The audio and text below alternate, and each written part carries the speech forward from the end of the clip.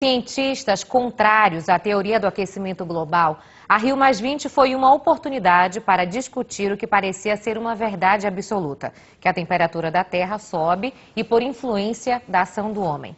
É o que você vai ver na reportagem especial de hoje.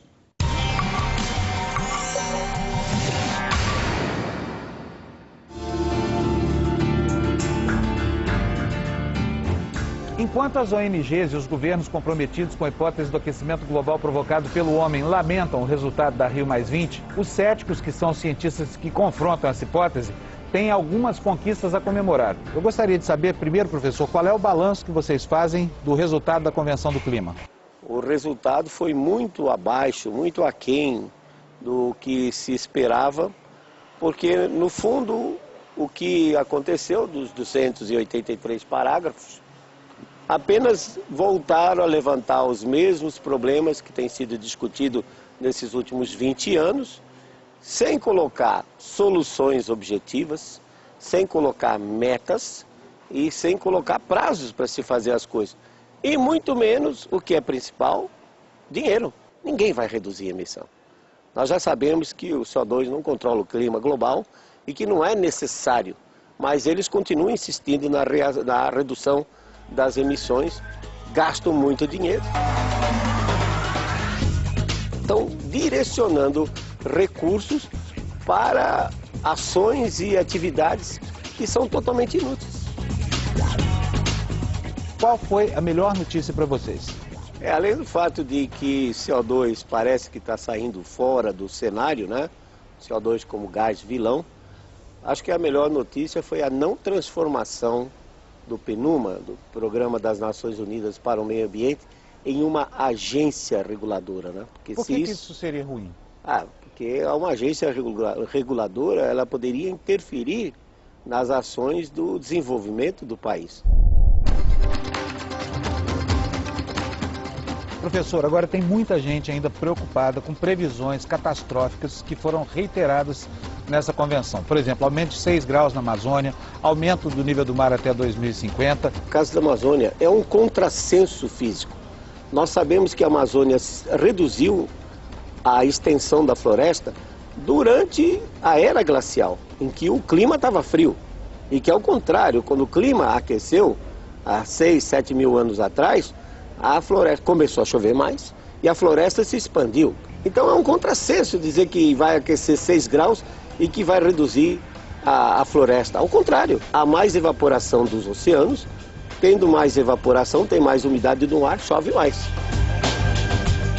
Se eles estão prevendo para daqui 100 anos que a temperatura está aumentando, que vai diminuir a chuva, por que eles não conseguiram prever a seca do Nordeste com 3 meses de antecedência?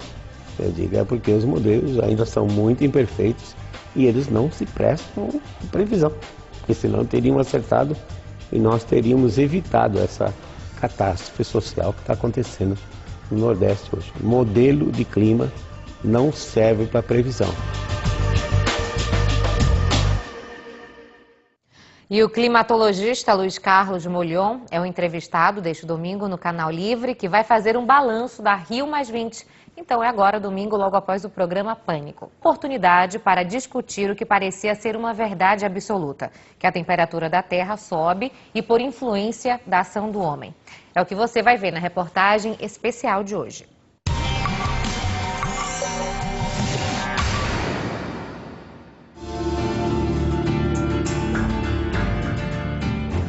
Enquanto as ONGs e os governos comprometidos com a hipótese do aquecimento global provocado pelo homem lamentam o resultado da Rio+20, os céticos, que são cientistas que confrontam essa hipótese, têm algumas conquistas a comemorar. Eu gostaria de saber, primeiro, professor, qual é o balanço que vocês fazem do resultado da Convenção do Clima?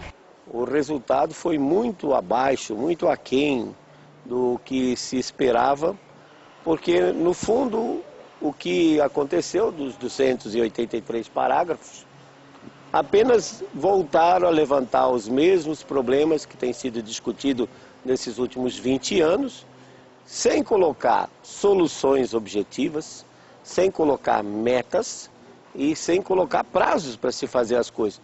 E muito menos, o que é principal, dinheiro. Ninguém vai reduzir a emissão.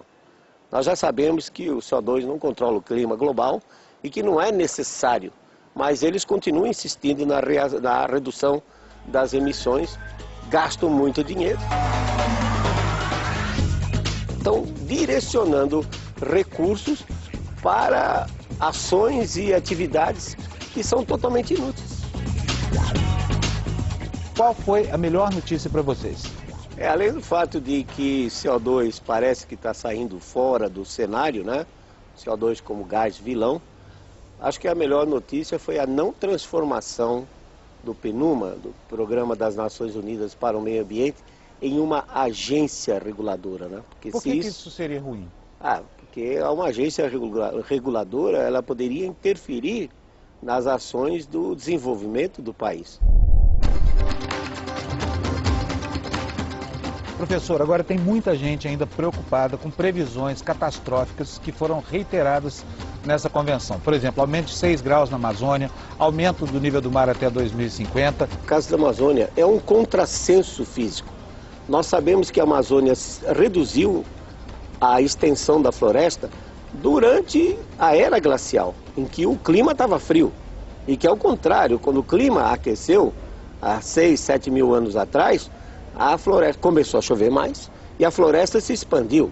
Então é um contrassenso dizer que vai aquecer 6 graus e que vai reduzir a floresta. Ao contrário, há mais evaporação dos oceanos, tendo mais evaporação, tem mais umidade no ar, chove mais.